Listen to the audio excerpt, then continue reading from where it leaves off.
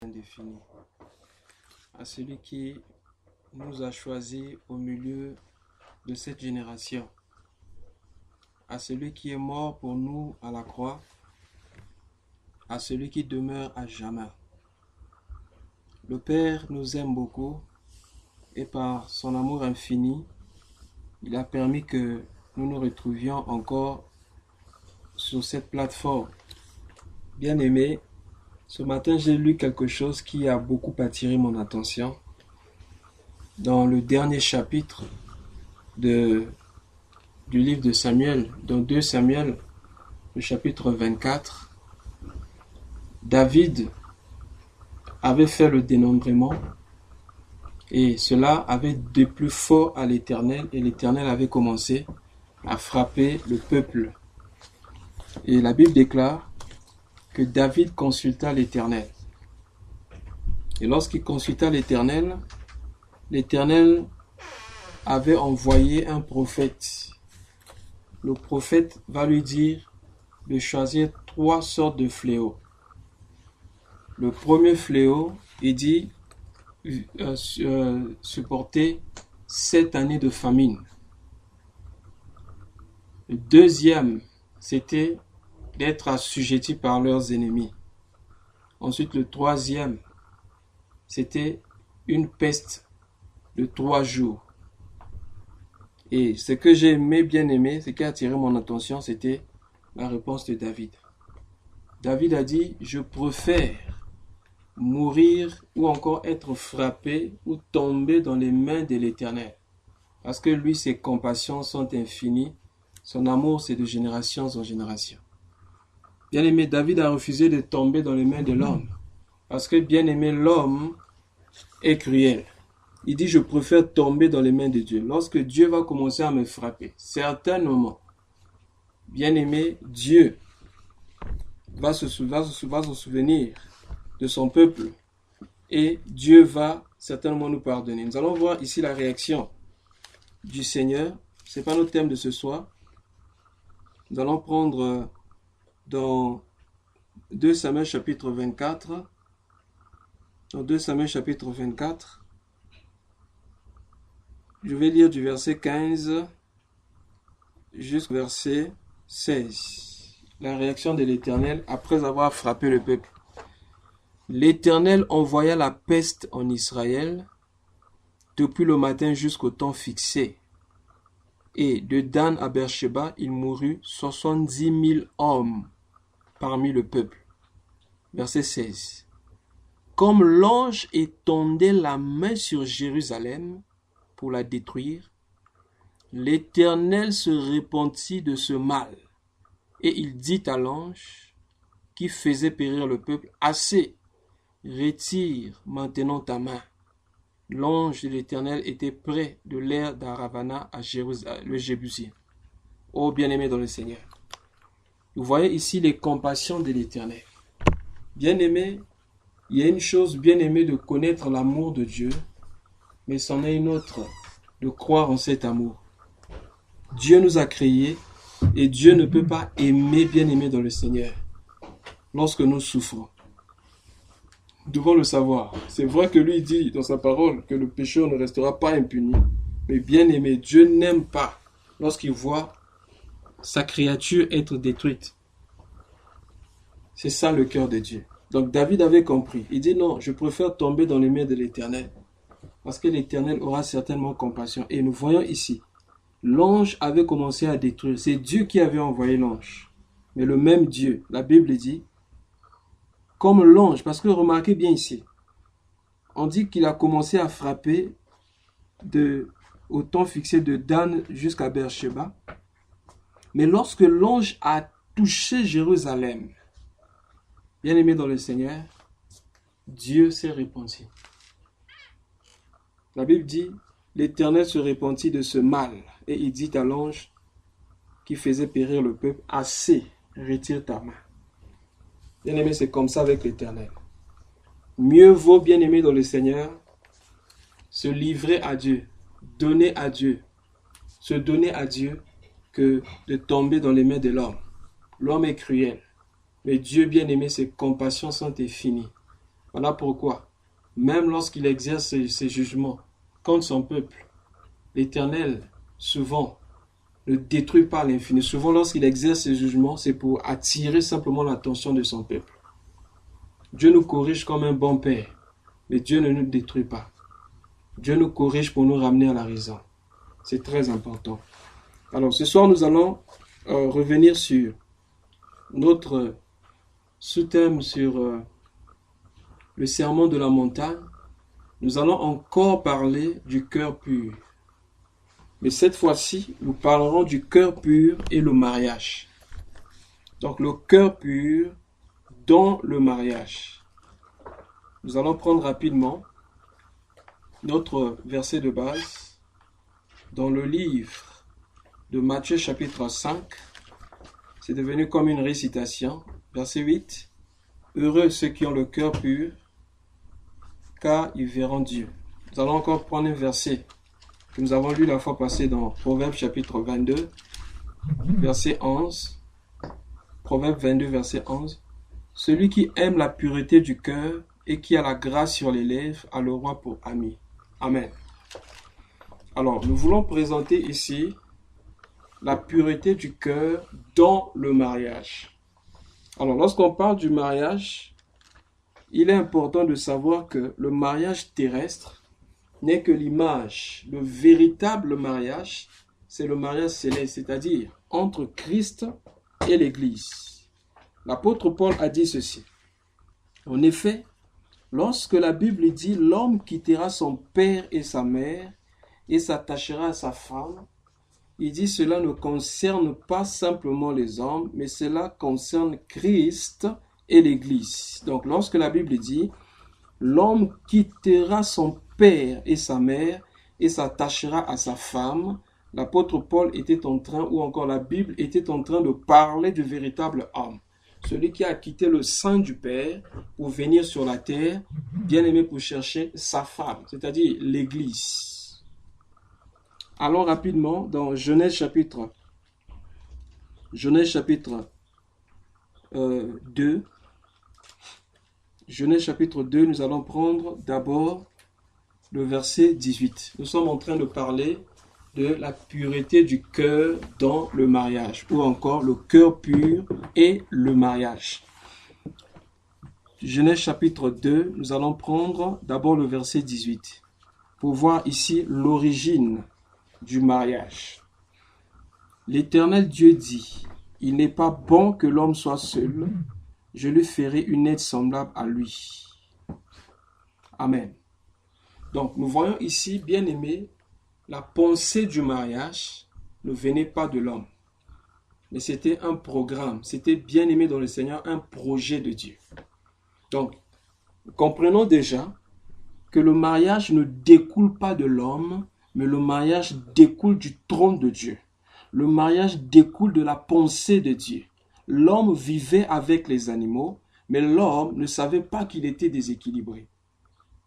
Mais c'est Dieu bien-aimé dans le Seigneur qui a vu le besoin bien-aimé qui se trouvait en ce moment-là dans la vie de l'homme. C'est Dieu qui a remarqué que l'homme était équilibré. Je veux dire ce soir, bien-aimé dans le Seigneur, Dieu nous connaît plus que nous-mêmes.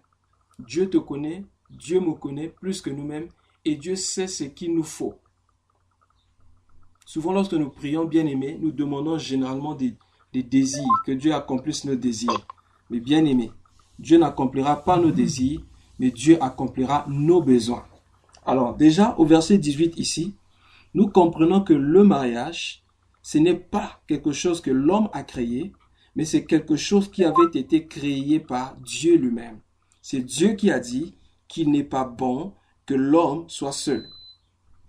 Ensuite, il dit, je lui ferai une aide semblable à lui. Donc, nous comprenons ici une fois de plus, l'aide semblable qui devait être donnée à l'homme, c'est pas l'homme qui a créé cet être. C'est pas l'homme bien-aimé qui a engendré l'aide qui devait venir pour l'aider, mais cette personne-là devait venir de Dieu lui-même. Nous voulons encore ajouter ceci. Dieu nous connaît, Dieu sait de quoi nous avons besoin plus que nous-mêmes, et Dieu bien-aimé dans le Seigneur sait comment créer ces besoins. Qu'est-ce que je veux dire? À chaque fois que nous trouvons un besoin quelque part, c'est que Dieu a déjà pourvu, bien-aimé, pour que ce besoin soit comblé. Dieu ne crée rien par hasard. Si nous sommes sur la terre maintenant, c'est parce que, bien-aimé, nous sommes des solutions que Dieu a placées sur la terre. Voilà pourquoi nous ne devons pas nous déconsidérer. Même si les hommes peuvent nous déconsidérer à cause de la forme, à cause de la capacité financière, bien-aimés dans le Seigneur, nous ne devons pas nous déconsidérer parce que si Dieu nous laisse sur la terre, parce que, bien-aimé, Dieu a une solution et nous sommes, bien-aimés, les moyens que Dieu met en place afin que, bien-aimé, la solution soit trouvée.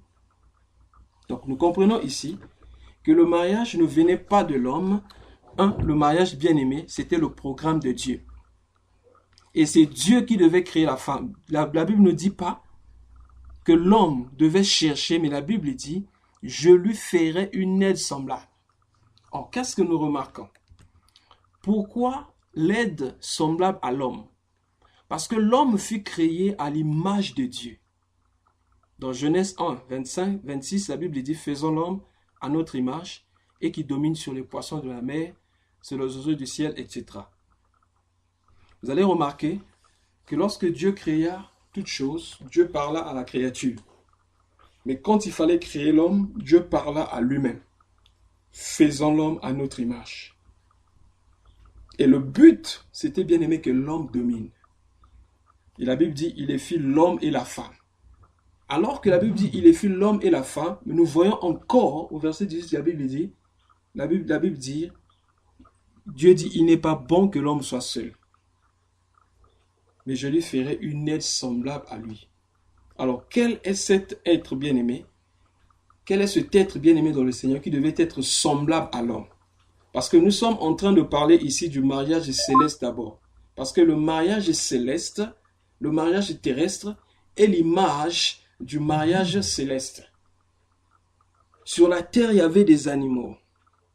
Mais il n'y avait pas d'être semblable à l'homme. Qu'est-ce qui différenciait l'homme des autres créatures? Une chose, c'est que tous les animaux se dirigent vers la terre, ils ont leurs yeux fixés sur la terre. Voilà pourquoi l'homme ne trouve pas de semblable. Mais il fallait que Dieu puisse créer l'être semblable à l'homme. Il fallait que Dieu crée une être semblable à l'homme qui pouvait regarder le ciel comme l'homme. Donc, ce que nous remarquons ici, c'est qu'il n'y avait personne qui pouvait ressembler à l'homme. Il n'y avait personne qui pouvait aider l'homme à lever les yeux vers le ciel. Donc, il fallait que Dieu crée une aide semblable. Quand on parle de l'aide, c'est une personne qui vient bien-aimé pour soutenir, pour t'aider bien-aimé à accomplir bien-aimé un but. Et le but bien-aimé de la création, c'était que l'homme vive dans la présence de Dieu. C'est-à-dire, il a dit que lorsque Dieu créa l'homme, Dieu n'a pas créé l'homme parce qu'il avait besoin de serviteurs. Mais Dieu a créé l'homme parce que, bien aimé, Dieu voulait le fellowship, Dieu voulait la communion, Dieu voulait communier avec l'homme. Et vous allez remarquer, l'homme ne fut pas créé dans le jardin. L'homme fut créé hors du jardin et l'homme a été déposé dans le jardin. Nous pouvons lire ça dans Genèse chapitre 2, le verset 7. L'Éternel Dieu forma l'homme de la poussière de la terre, il souffla dans ses narines un souffle de vie et l'homme devint un être vivant. Le verset 15 à 16, la Bible dit, l'Éternel Dieu prit l'homme et le plaça dans le jardin pour le cultiver et pour le garder. Vous voyez, bien-aimé dans le Seigneur, l'homme n'a pas été créé dans le jardin. L'homme a été créé hors du jardin. Donc nous comprenons par là que lorsque Dieu créa l'homme, le travail de la création, bien-aimé, c'était le travail, bien-aimé, de la communion. Donc l'homme a connu d'abord la communion avec Dieu. L'homme a connu, bien-aimé, la communion avec Dieu avant de commencer le travail. C'est pourquoi la fois passée, nous avions dit que nous ne pouvons pas commencer à travailler ou commencer à œuvrer si nous n'avons pas adoré. Le Seigneur Jésus a dit dans Matthieu chapitre 4, le verset 10, « Tu adoreras l'Éternel Dieu lui seul et lui seul tu le serviras. » Avant de servir, il faut adorer. Sans l'adoration, il n'y a pas de service. C'est ce que Marthe n'avait pas compris. Marthe et Marie, c'était l'image. C'est l'image de deux types de chrétiens. Marthe, c'est l'image des chrétiens qui aiment tout faire. Ils aiment travailler. Ils aiment faire quelque chose pour Dieu. Ce n'est pas mauvais de travailler pour Dieu. Mais c'est ce type de chrétiens qui ont manqué, bien aimé, l'essentiel. C'est quoi l'essentiel? La part qui ne sera pas ôtée, comme avait dit Jésus. Dans Luc chapitre, je crois, 17, à partir du verset 40 là-bas. Quelle était la part que l'autre avait manqué? Bien-aimé, c'était de rester au pied de Jésus. Or, au pied de Jésus, bien-aimé, c'est là, bien-aimé, que nous adorons.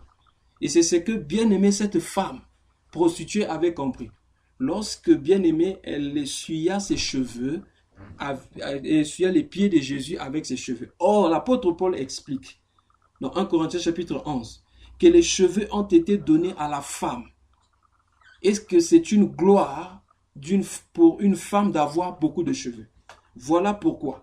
Pour que Salomon devienne faible, Salomon devait se dépouiller de ses cheveux parce que la force de Salomon se trouvait au niveau de ses cheveux.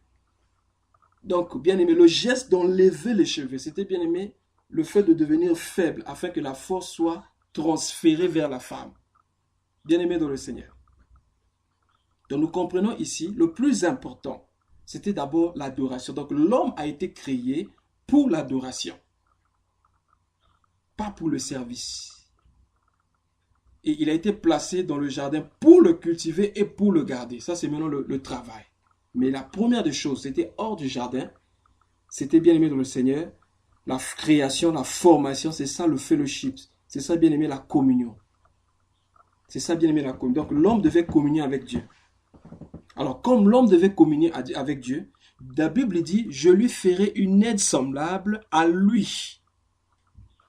Or, comme le but de la création, c'était que l'homme puisse communier avec Dieu. Donc Dieu créa la femme afin que la femme également puisse faire la même chose. Or, lorsque le Seigneur Jésus-Christ est venu sur la terre, il dit, je suis la lumière du monde. Juste avant de partir, il parle aux disciples, il dit, vous êtes la lumière du monde. Donc nous comprenons que le travail que Jésus-Christ fait, c'est le même travail que l'Église doit faire. Quand on dit je lui ferai une aide semblable, c'est que nous devons bien aimer transmettre Christ, le travail de Christ. C'est le travail que l'Église doit faire. C'est pourquoi l'apôtre Paul dit, nous sommes ouvriers avec Dieu. Donc, une façon de dire, nous sommes ouvriers avec Dieu, c'est-à-dire que nous sommes en train d'aider Dieu. Nous travaillons avec Dieu. Donc, le but de la création, bien aimé, lorsque Dieu a créé l'homme, c'était pour l'adorer. Et lorsque Dieu a créé la femme, c'était pour aider l'homme. À faire quoi? La même chose, dans l'adoration. Alors, comment est-ce que la femme fut créée? La Bible dit, au verset 21 de Genèse chapitre 2, « Alors l'Éternel Dieu fit tomber un profond sommeil sur l'homme qui s'endormit. Il prit une de ses côtes et ferma la chair à sa place. » Verset 22. « L'Éternel Dieu forma une femme de la côte qu'il avait prise de l'homme et il l'emmena vers l'homme. »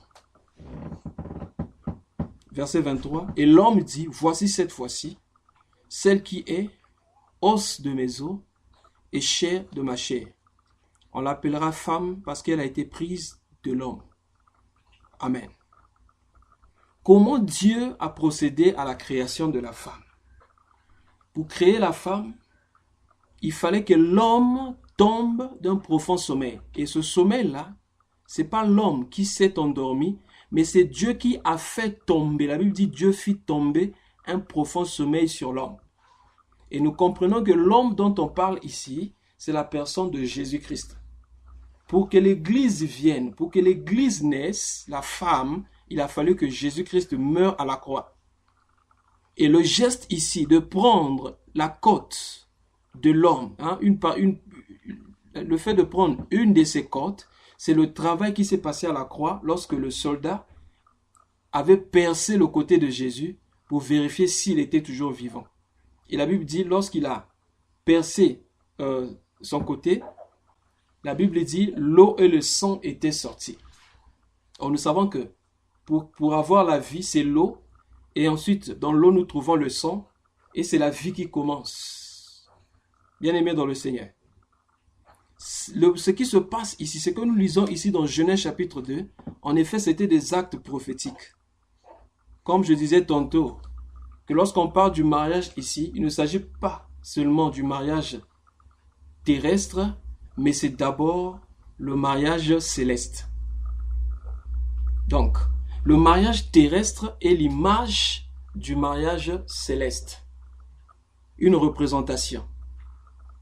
Alors, la Bible dit, Dieu fit tomber d'un profond sommeil l'homme, ensuite il emmena vers, l'Éternel forma une femme de la côte qu'il avait prise de l'homme, et il emmena vers l'homme. Alors, qu'est-ce que nous remarquons ici? Parce que nous sommes en train de parler en termes prophétiques, mais aussi en termes doctrinaux. Donc, par rapport à la doctrine, nous parlerons du mariage terrestre, et par rapport à la prophétie, nous parlons du mariage entre Christ et l'Église. Par rapport à la doctrine, ce geste de former la femme dans un lieu secret, bien-aimé, cela nous parle aussi, bien-aimé, des relations terrestres entre l'homme naturel et la femme naturelle. Qu'est-ce que nous voulons dire ici? Un mariage réussi, c'est aussi un mariage bien-aimé où l'homme a connu le Seigneur avant, ainsi que la femme. C'est-à-dire, avant que l'homme ne croise la femme, l'homme avait déjà croisé Dieu. De même ici, avant que la femme ne croise l'homme, la femme avait aussi déjà croisé Dieu.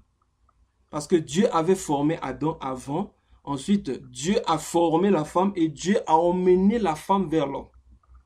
Ça veut dire quoi?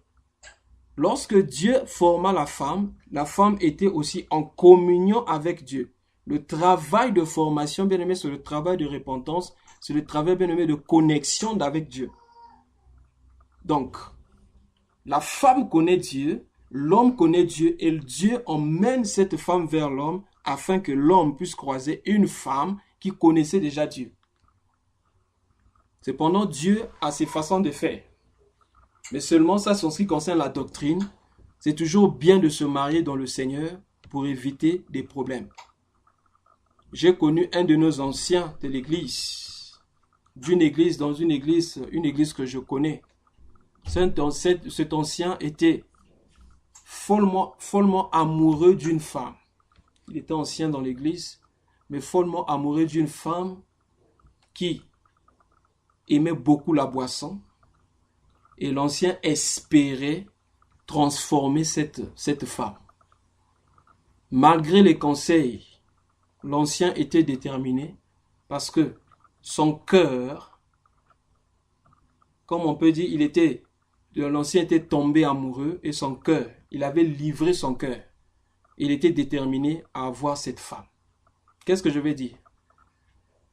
Pourquoi Dieu avait d'abord permis pourquoi l'homme devait être dans la présence de Dieu avant de croiser la femme? Dieu voulait enseigner à l'homme que lui doit être le tout de sa vie avant sa femme.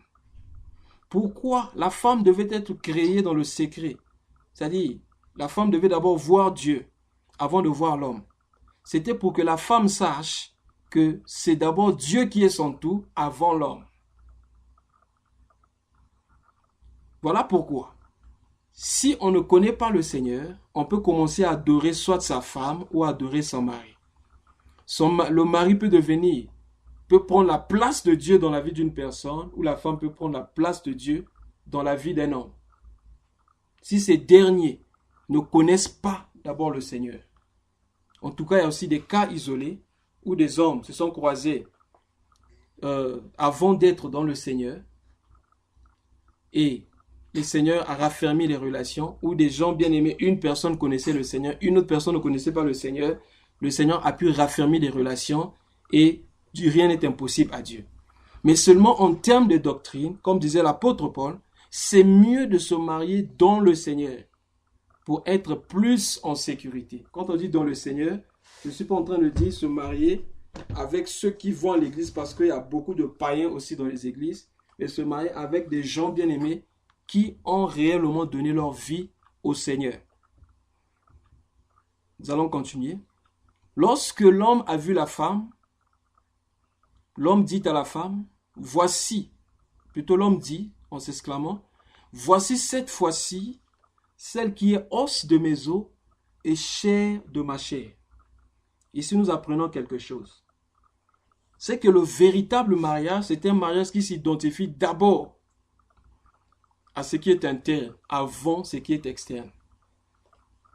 Il est important de considérer aussi la parure extérieure, mais d'abord ce qui est intérieur, le caractère. Parce que la Bible dit la beauté est vaine, la grâce est trompeuse. Si nous courons après la beauté, nous trouverons bien aimé un autre partenaire plus beau ou une autre femme plus belle.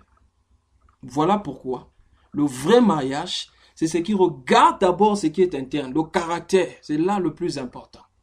Bien aimé dans le Seigneur.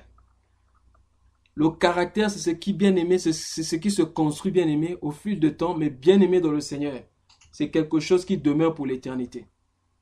Parce que le mariage, bien aimé, comme mon beau-frère aime souvent dire, en parlant de naissances, il dit c'est un billet qui n'a pas de retour.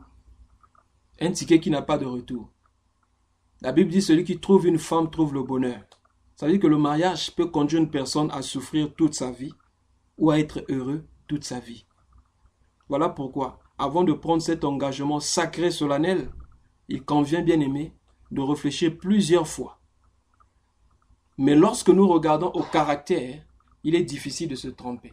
On se trompe souvent facilement lorsque nous regardons à ce qui est externe, c'est-à-dire la parure extérieure, ou encore, bien aimé, nous regardons en ce qui concerne les richesses, c'est-à-dire le matériel. Faisons très attention. Plusieurs personnes souffrent aujourd'hui parce qu'elles ont fait des mauvais choix en ce qui concerne leur partenaire. Et de nos jours, plusieurs couples chrétiens souffrent. D'autres ne peuvent pas divorcer seulement parce qu'ils portent l'image. Cette image de chrétien, mais en réalité, dans les couples, il n'y a plus rien. Mais c'est triste. Voilà pourquoi, bien aimé, apprenons à prier, bien aimé, pour les chrétiens, à prier pour les mariages chrétiens, car lorsque les couples sont solides, les familles sont solides, nous aurons aussi des églises bien équilibrées. L'homme dit, voici cette fois-ci celle qui est os de mes os et celle qui est chair de ma chair. C'est-à-dire, l'homme s'identifia à l'intérieur, à ce qui est invisible, avant ce qui est visible. Ensuite, il dit, on l'appellera femme parce qu'il a été prise de l'homme. Verset 24. C'est pourquoi l'homme quittera son père et sa mère et s'attachera à sa femme et ils deviendront une seule chair. Bien-aimé dans le Seigneur, avant de s'attacher, il faut d'abord quitter. Si tu ne quittes pas, tu ne pourras pas t'attacher. On ne peut pas, bien-aimé, s'attacher à deux endroits au même moment. Jamais. On ne peut pas vivre dans deux pays au même moment. C'est vrai qu'il y a des gens qui ont double nationalité, mais au même moment, on ne peut pas vivre dans deux endroits. C'est pourquoi la Bible dit l'homme quittera et s'attachera. Nous avons dit que l'homme ici, ça concerne Jésus-Christ, selon la prophétie. Mais par rapport à la doctrine, nous parlons de l'homme physique. Et lorsque nous parlons de l'homme, ici nous parlons de l'homme et la femme. Un homme qui est prêt pour se marier, une femme qui est prête pour se marier, c'est une femme qui est prête à quitter. Et quand on parle de quitter ici, nous ne parlons pas le fait de quitter seulement le toit parental, mais nous parlons, bien aimé, dans ce qui concerne l'émotion, sa position, sa façon, sa philosophie. Parce que si on ne quitte pas la philosophie que nous avons reçue lorsque nous étions lorsque nous étions sous nos parents, il serait difficile, bien aimé, de s'attacher et d'accepter d'autres philosophies, d'accepter d'autres façons de voir. Parce que généralement, ce qui arrive dans le mariage, c'est quoi? C'est que l'homme a reçu une éducation, la femme a reçu aussi une éducation, et généralement, comme l'homme naturel aime dominer, aime qu'on l'écoute, aime qu'on puisse accepter sa façon de penser, ça crée souvent des problèmes. Et lorsqu'il n'y a pas l'humilité, c'est fini, il y aura des disputes tous les jours. Mais lorsqu'il y a l'humilité, l'homme s'humilie, la femme s'humilie, puisque la Bible dit, humiliez-vous les uns les autres. Quand la femme s'humilie, l'homme s'humilie, on peut s'accepter et continuer la marche. Parce qu'en effet, si deux personnes qui vivent dans la même maison, qui ont reçu une même éducation, peuvent avoir des problèmes, ça veut dire que ceux qui ont grandi dans deux familles différentes peuvent aussi avoir des problèmes. Le plus important, ce n'est pas d'avoir des problèmes, mais comment vous gérez les problèmes. Est-ce que les problèmes peuvent facilement passer? Mais le secret, c'est quoi? C'est de quitter ici. Si tu ne quittes pas, tu ne pourras pas t'attacher. Avant que Dieu bénisse Abraham et qu'Abraham devienne le père de multitudes, il a fallu qu'Abraham quitte d'abord. Quitte le pays de ton père, quitte ta patrie, quitte la maison de ton père. Bien aimé, Abraham devait quitter 3 niveaux. Le premier niveau, quitte ton pays. 2, quitte ta patrie. 3, quitte la maison de ton père. Et va dans le lieu que je te montrerai. Voilà quelqu'un qui est prêt à se marier. Celui qui est prêt à accepter aussi d'autres philosophies, d'autres façons de voir, d'autres bien-aimées éducations. Si cela ne vient pas bien-aimé, étouffer les voies de Dieu dans sa vie. Mais si on n'est pas prêt à quitter, bien-aimé, c'est impossible. Un homme qui n'a pas quitté, c'est un homme qui n'est pas encore mature. Voilà pourquoi vous trouvez des gens, dès qu'il y a un petit problème, c'est le père ou la mère le père, les parents des mariés qui viennent régler les problèmes. Dès qu'il y a un petit problème, ce sont les parents qui s'opposent. L'homme ne peut pas prendre la décision avant de décider, je vais demander d'abord à mes parents. La femme, je vais d'abord demander à mes parents. Et ça, c'est très dangereux. Un homme qui a quitté, une femme qui a quitté, c'est un homme et une femme qui se donnent totalement, sans réserve, à son mari. Et un homme qui a quitté fera plus confiance à son partenaire. Un homme ou une femme, c'est-à-dire un des conjoints, fera plus confiance à ses partenaires, va plus se confier à ses partenaires qu'à ses propres parents. Et malheureusement, bien aimés, de nos jours, nous trouvons dans les couples des partenaires qui parlent en mal de leurs partenaires auprès des membres de leur famille. C'est pas normal. Cela montre prouve à suffisant qu'on n'a pas encore quitté. Comment une femme peut parler en mal de son mari auprès des membres de sa famille? Ça, c'est une façon de dénuder son mari. Comment un homme peut parler en mal de sa femme auprès des membres de sa famille? C'est pas normal. Cela prouve qu'on n'a pas encore quitté. Bien-aimé dans le Seigneur, pour s'attacher, il faut d'abord quitter. Alors venons bien aimé en termes prophétiques. Pour que la femme qui est l'Église s'attache à Christ, la femme doit apprendre à quitter les philosophies du monde, la façon de voir du monde. La Bible dit ne vous conformez pas au siècle présent, mais soyez transformés par le renouvellement de l'intelligence afin de discerner ce qui est bon, agréable et parfait. Mais avant ça, la Bible dit, je vous en conjure par les compassions de Dieu à offrir vos corps comme un sacrifice vivant. Romains chapitre 12, du premier au deuxième verset. À offrir vos corps comme un sacrifice vivant, ce qui sera de votre part un culte raisonnable. Et ensuite, ne vous conformez pas au siècle présent, soyez transformés par le renouvellement de l'intelligence, afin que vous discerniez quelle est la volonté de Dieu. Excusez-moi, ce qui est bon, agréable et parfait. Donc le mouvement de s'offrir à Dieu comme un sacrifice vivant, ça c'est le mouvement bien-aimé de quitter. Celui qui n'a pas quitté ne peut pas s'offrir à Dieu comme un sacrifice vivant. Celui qui est capable de se sacrifier, de se donner à Dieu comme un sacrifice vivant, c'est celui-là bien-aimé qui a renoncé à soi, qui a renoncé à lui-même. Et le renoncement de soi bien-aimé, c'est ça quitter. C'est ça quitter le monde. On ne peut pas entrer à Canaan si nous restons en Égypte. Il faut quitter l'Égypte. Bien-aimé, plusieurs des enfants d'Israël avaient quitté l'Égypte du corps, mais leur cœur était resté en Égypte. Voilà pourquoi dès qu'il y avait des problèmes au milieu du désert, ces gens regrettaient les concombres. Oh, nous étions en Égypte, on mangeait les concombres.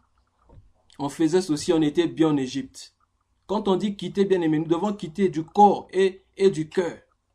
Les enfants d'Israël avaient quitté du corps et non du cœur. Leur cœur était resté en Égypte. Souvenez-vous de la femme de Lot. Elle était sortie de Sodome, mais son cœur était resté à Sodome. Alors que la Bible, les anges avaient donné ce tort à Lot et à sa famille. Ne regardez pas derrière, mais elle regarda derrière. Et elle se transforma en statue de sel. Pourquoi? Elle n'avait pas bien quitté. Bien-aimé dans le Seigneur, le mariage avec Christ, bien-aimé, c'est pour l'éternité. Souvent, bien-aimé dans le mariage, lorsque les gens se marient, disent pour le meilleur et pour le pire. Souvent, nous ne réalisons pas, bien-aimé, ces mots.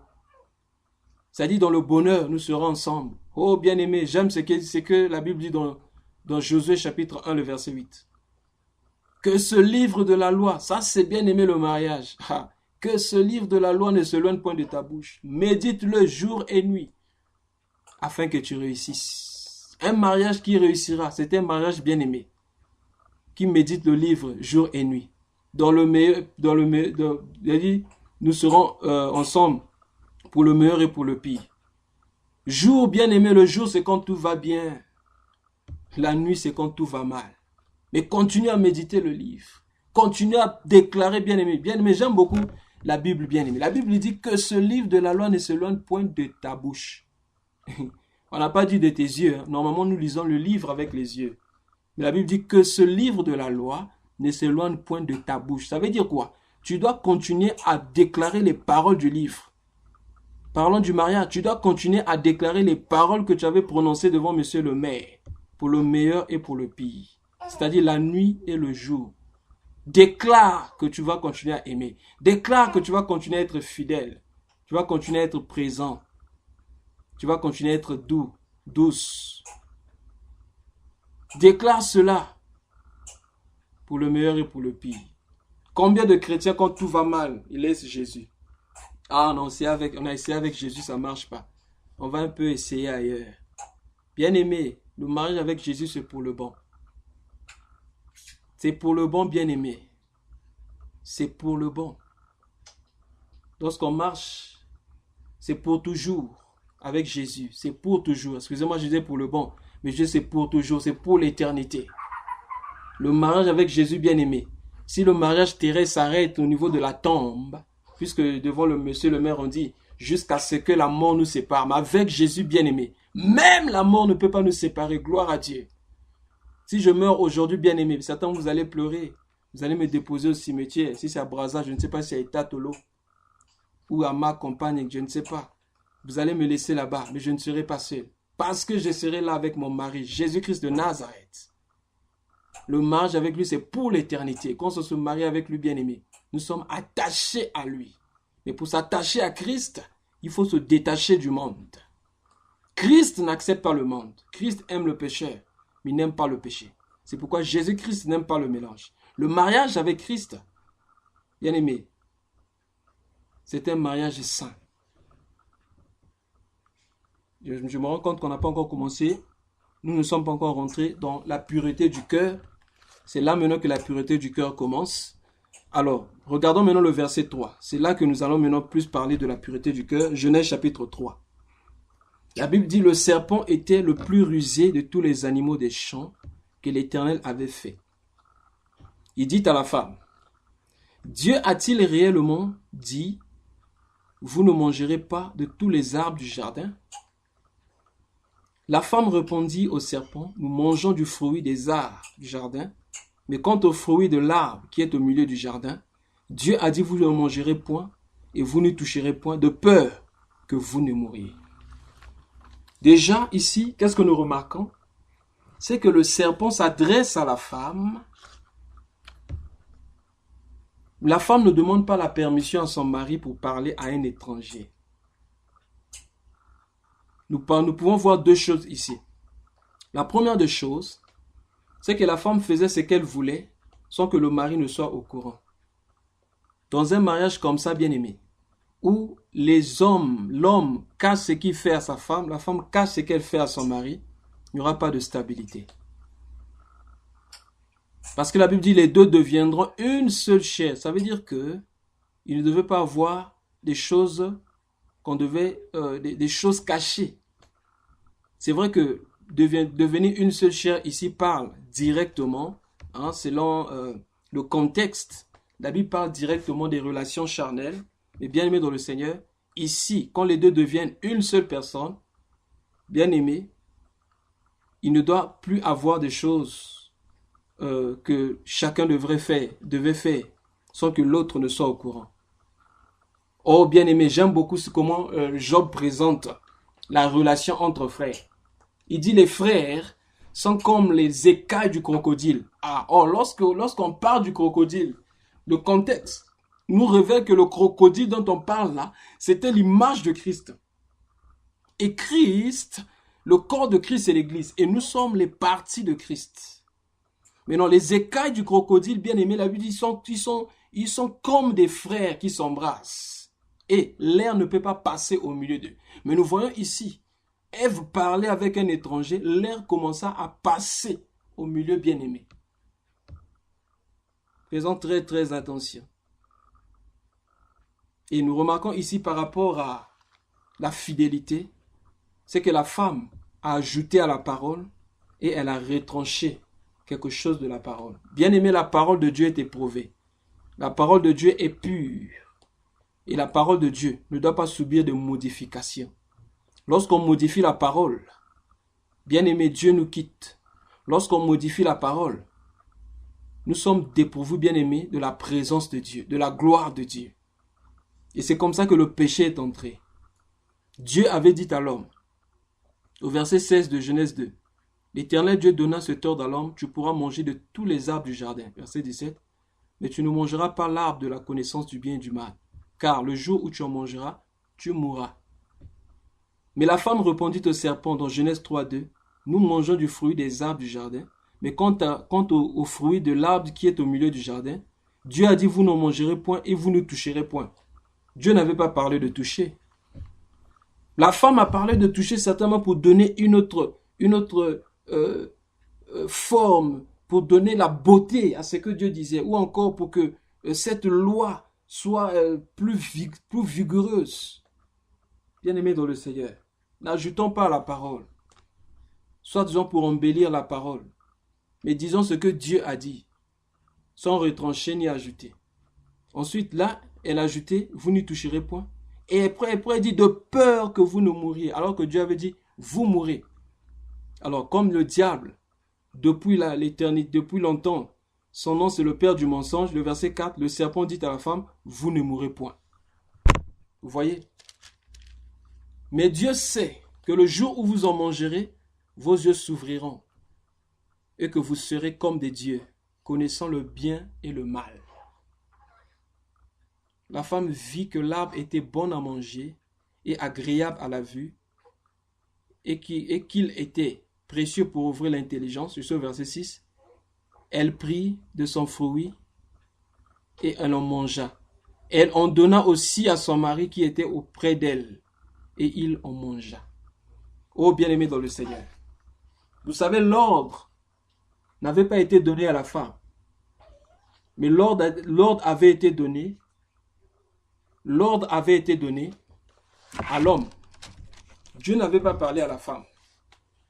C'est Dieu qui avait dit à l'homme, vous ne mangerez pas de ce fruit. Et si vous mangez de ce fruit, vous mourrez. Quand Dieu a donné l'ordre, la femme n'était pas encore sur la terre.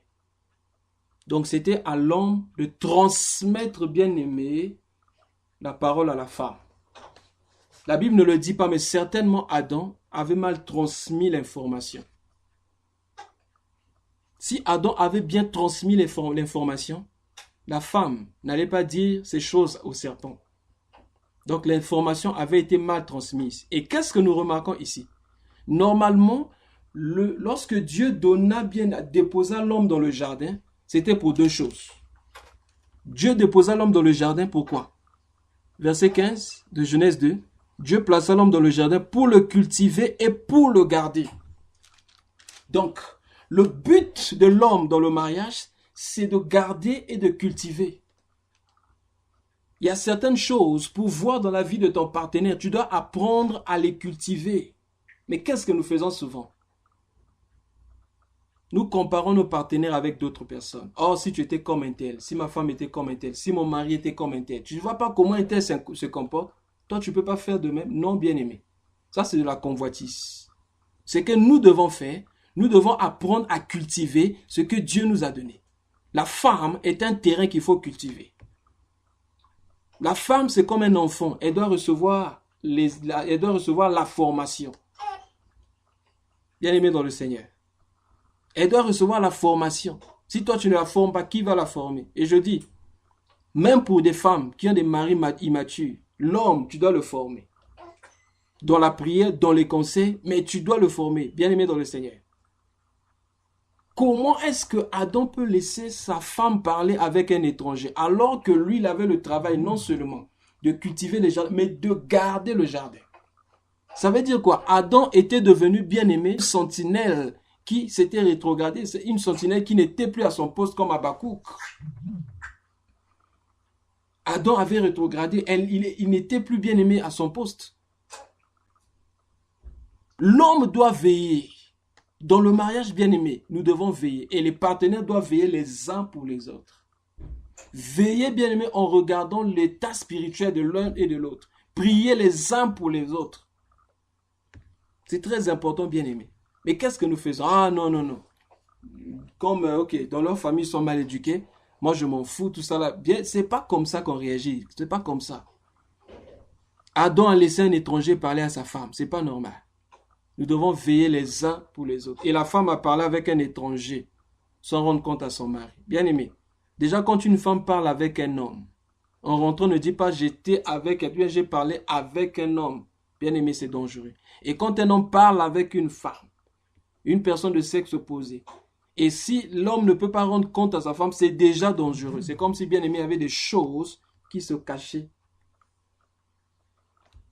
Mais bien-aimé, qu'est-ce que nous remarquons ici? Au verset 6, la Bible dit, la femme vit que l'arbre était bon à manger, elle mangea, et elle prit, elle en donna à son mari, et son mari aussi mangea. Bien-aimé dans le Seigneur. La Bible déclare, Christ est le chef de l'homme et l'homme est le chef de la femme. Et quand nous lisons dans 1 Timothée chapitre 2, le verset 11, c'est pourquoi la Bible dit, je ne permets pas à la femme d'enseigner, ni de prendre l'autorité sur l'homme. Lisons un peu ça. Pourquoi plusieurs mariages sont instables? Parce que, bien aimé, on a renversé les rôles. Souvent, on parle des femmes qui portent la culotte. Des femmes qui commandent. Bien aimé, quand une femme commande dans un foyer, cette femme ouvre une porte aux démons sans le savoir. Parce que, bien aimé, elle renverse l'ordre de Dieu. Lorsqu'on renverse l'ordre de Dieu, l'Esprit de Dieu ne sera plus là. Parce que Dieu est là où, bien aimé, le tabernacle a été bâti selon le modèle céleste. Le modèle céleste dit, l'homme est le chef de la femme. Et même si le monde actuel parle de l'émancipation de la femme, l'émancipation c'est dans le monde, pas dans l'église. Voilà pourquoi nous trouvons aujourd'hui des femmes gouverneurs, des femmes présidents. C'est pas mauvais dans le monde, mais des femmes leaders dans l'église, bien aimées, ça n'a jamais existé dans l'église. Je parle de la vraie église. 1 Timothée chapitre 2. Je vais lire du verset 11 jusqu'au verset 15. Que la femme écoute l'instruction en silence, avec une entière soumission. Je ne permets pas à la femme d'enseigner, ni de prendre l'autorité sur l'homme, mais elle doit demeurer dans le silence, car Adam a été formé le premier et Ève ensuite. Vous voyez?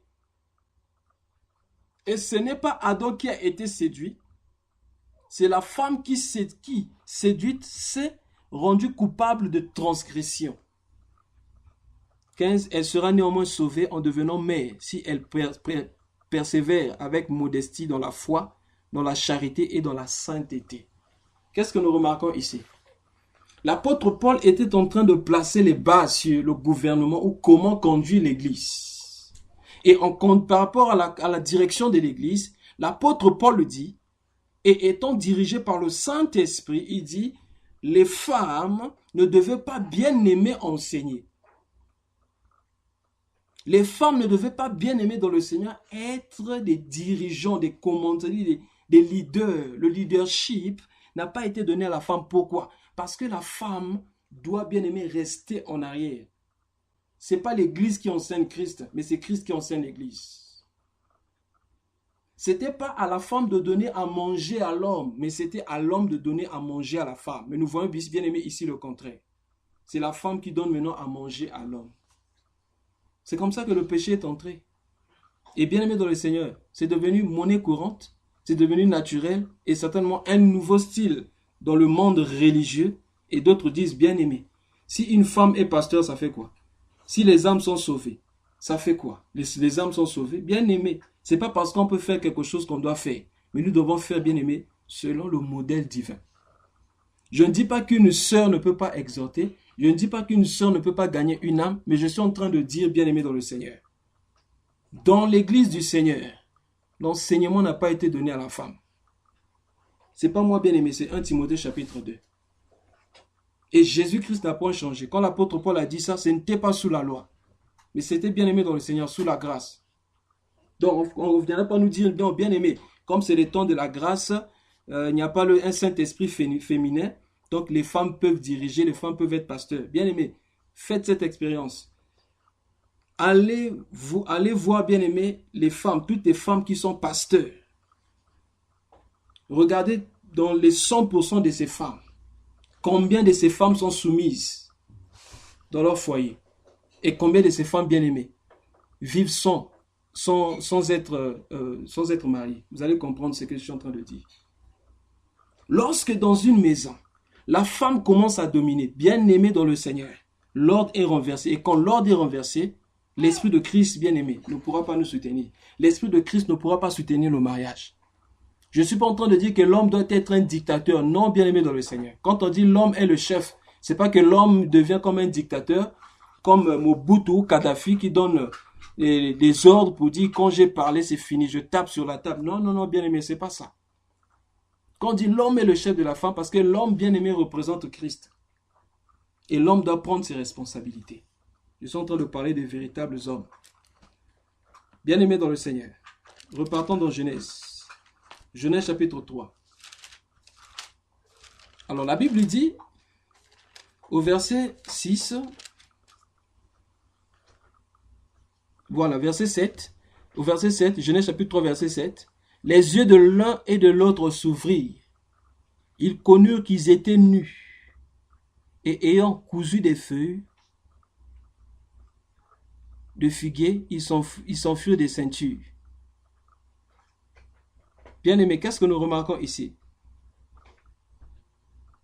Je cherche la partie où la Bible dit la femme et l'homme étaient nus, mais ils n'en faisaient point cas. Ils n'en avaient point honte. Excusez-moi, pardon. Où la Bible dit la femme, l'homme et la femme étaient nus dans le jardin, mais ne se rendaient point compte. Si un bien-aimé peut trouver cela, je crois que c'est dans Genèse. Ok. Je crois que c'est dans Genèse chapitre 3. Je continue. Alors ils entendirent la voix de l'Éternel qui parcourait le jardin vers le soir. Et l'homme et sa femme se cachèrent loin de la face de l'Éternel, Dieu au milieu des arbres du jardin. L'Éternel Dieu appela l'homme et lui dit, où es-tu? Bien-aimé dans le Seigneur. Bon, je continue au verset 10. Il répondit, j'ai entendu ta voix dans le jardin et j'ai eu peur parce que je suis nu et je me suis caché. L'Éternel dit, qui t'a appris que tu es nu?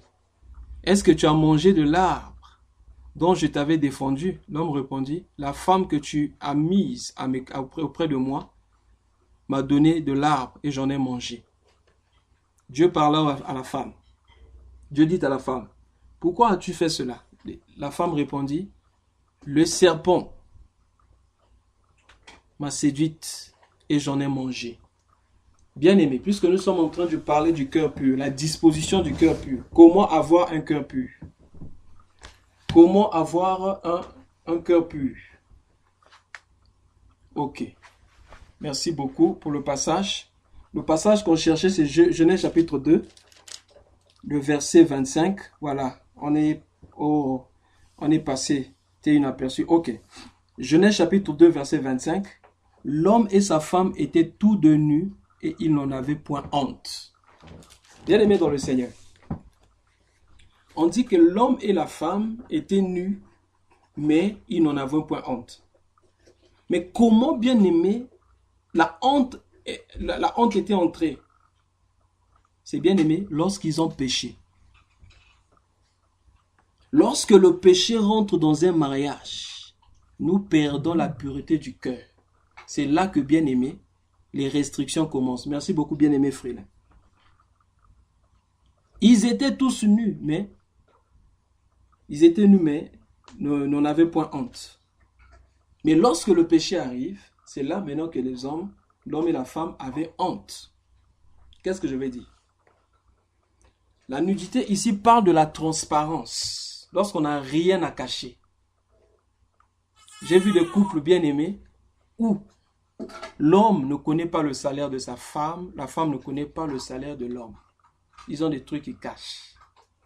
Bien aimé, c'est lorsque le péché rentre dans un couple que, bien aimé, la nudité bien aimée apparaît comme quelque chose la nudité bien aimée paraît comme quelque chose d'honteuse.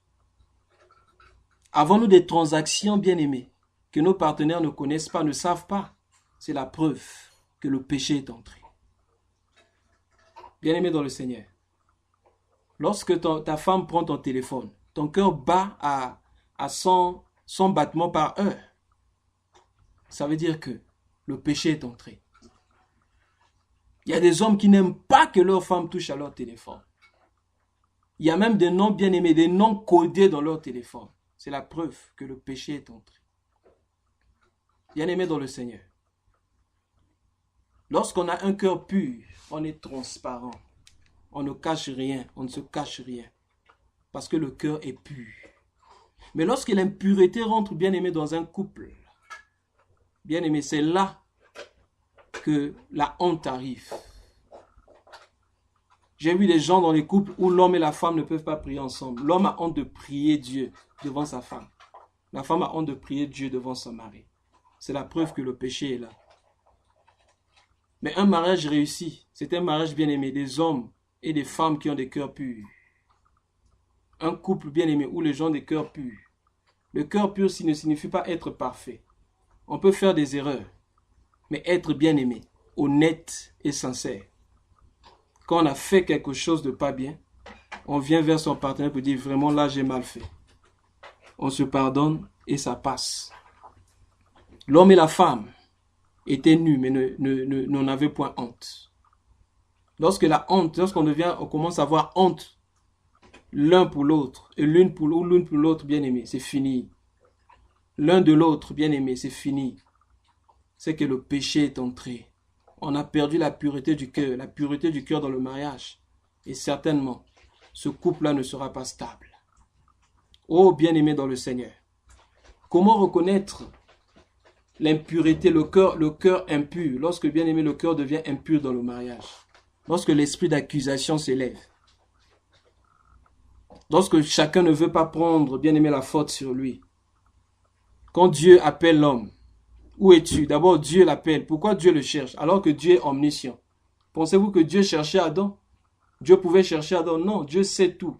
Personne ne peut se cacher devant sa face. Cela, c'est pour nous montrer qu'Adam n'était plus où Dieu l'avait laissé. Adam, bien-aimé, n'était plus où Dieu l'avait laissé. Où Dieu l'avait laissé, bien-aimé, il était bien dans la zone du cœur pur. Lorsqu'il pécha, il a perdu le cœur pur. Voilà pourquoi Dieu ne le trouvait plus. Adam, où es-tu? Tu avais un cœur pur.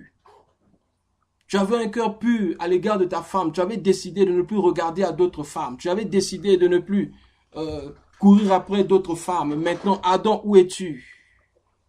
Où es-tu, Adam? Car lorsque tu as fait ce serment devant tout le monde, mais devant monsieur le maire, Dieu était là. Tu as dit même devant Dieu. Mais Adam, où es-tu? On ne te comprend plus. Tu ne fais plus signe de vie. Adam, quand tu sors, ta femme ne sait plus quand tu sors. Adam, tu ne fais plus signe, Adam. Où es-tu?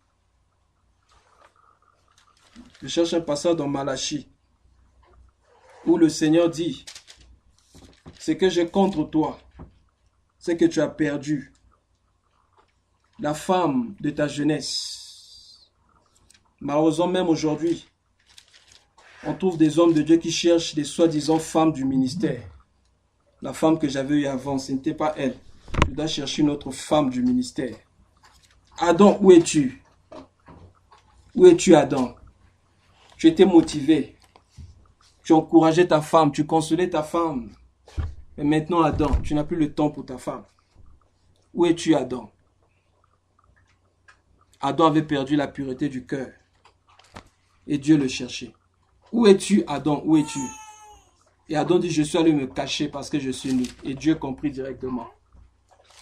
Comment tu as su que tu es nu? Est-ce que tu as mangé du fruit? Il dit, oui, j'ai mangé du fruit, j'ai péché. Mais Adam a dit, non, c'est pas moi. c'est la femme. C'est la femme, c'est pas moi. C'est la femme. Bien-aimé, quand l'esprit bien-aimé de justification et d'accusation rentre dans un foyer, c'est que bien-aimé, on n'a pas un cœur pur. Chacun cherche toujours à se protéger. Ah, si telle chose s'est passée dans le foyer, c'est que c'est pas moi, c'est toi. Et surtout dans le foyer, lorsqu'il y a des mots du genre, tu as vu ce que je te disais. Je ne t'ai pas dit de prendre cette décision. Moi, j'avais pensé autrement. Non, bien-aimé. Nous devons plutôt dire, réglons ensemble. Cessons d'accuser. Cessons de nous accuser les uns les autres. On demande à la femme, pourquoi tu as fait cela? Non, c'est pas moi, c'est le serpent. Bien-aimé, le paradis sera rempli. Des gens qui sont capables de prendre leurs fautes et de prendre les fautes d'autrui.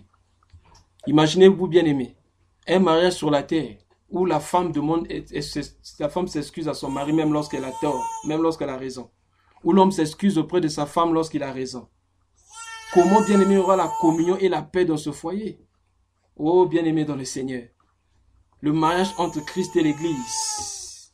Le mariage entre Christ et l'Église. Bien-aimé, c'est l'image du mariage terrestre. Et si nous marchons selon les mêmes principes, bien-aimés dans le Seigneur, ayant un cœur pur, bien-aimé, nous allons vivre le paradis, bien-aimé, sur terre. Qu'est-ce que je suis en train de dire?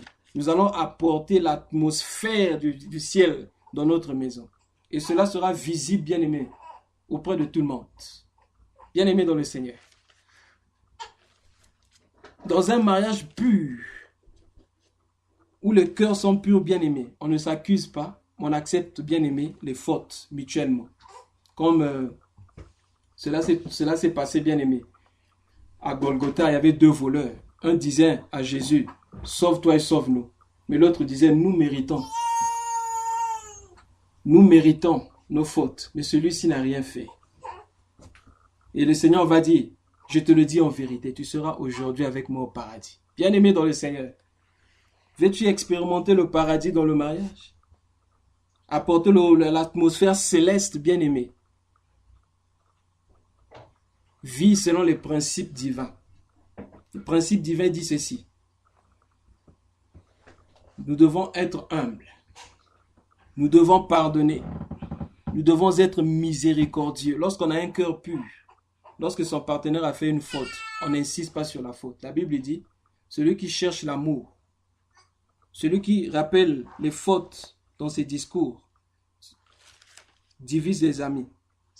Mais celui qui cherche l'amour, lisons un peu ça dans Proverbe chapitre 17, verset 9. Proverbe 17, verset 9.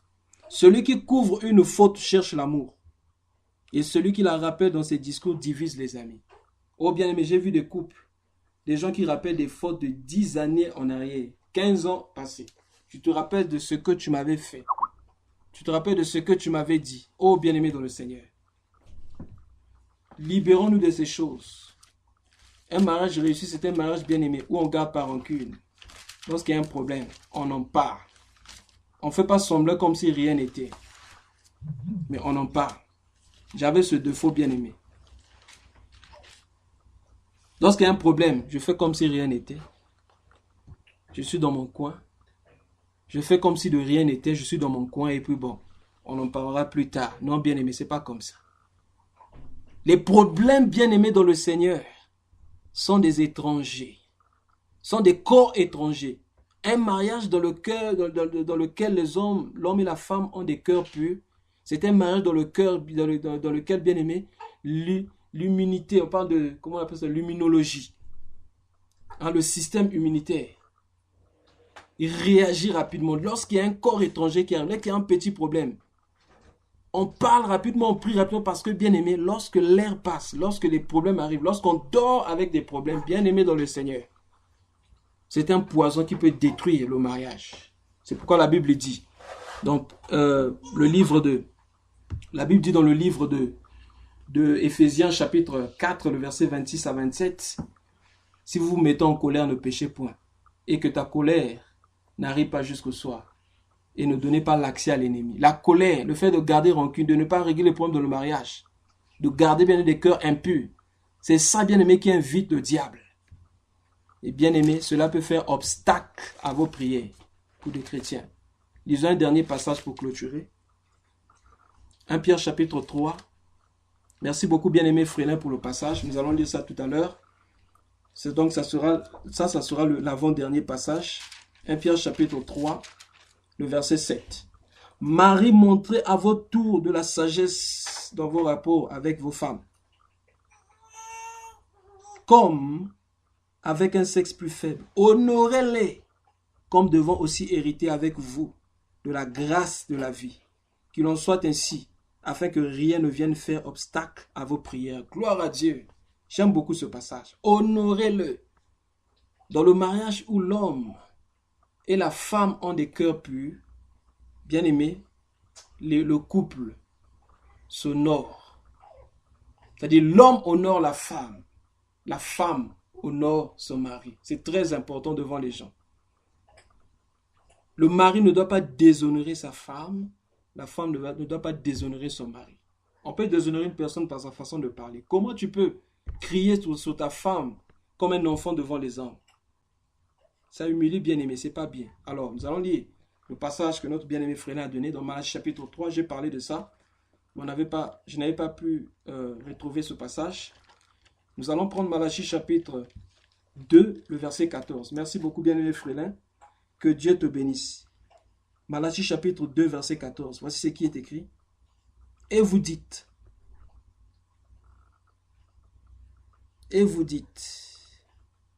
pourquoi? Parce que l'Éternel a été témoin entre toi et la femme de ta jeunesse, à laquelle tu es infidèle, bien qu'elle soit ta compagne et la femme de ton alliance. L'Éternel était témoin. L'Éternel était là. L'Éternel était témoin. Mais aujourd'hui, tu as changé de côté, Adam. Où es-tu? Je cherche un passage que j'ai lu il n'y a pas longtemps dans le livre de Proverbes. On dit, si tu as soif, ne va pas vers le puits, puis chercher de l'eau dans le puits de ton prochain. Ok, nous allons nous arrêter par là aujourd'hui, puisque nous avons largement dépassé l'heure. Que le Seigneur nous bénisse. Si le Père fait grâce et qu'il veut que nous revenions, nous reviendrons certainement. Que le Père nous aide. Au nom de Jésus. Amen.